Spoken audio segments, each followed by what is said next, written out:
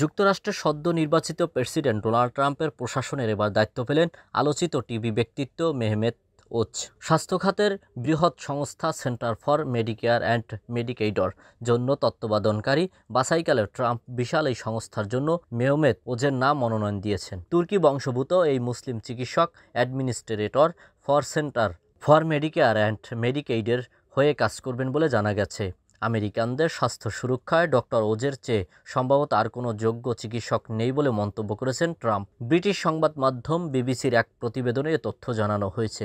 জানা যায় এই শতকের শুরুর দিকে দ্য অপরাহ উইনফ্রে নামের একটি টিভি শো এর মাধ্যমে খ্যাতি অর্জন করেছেন ওজ।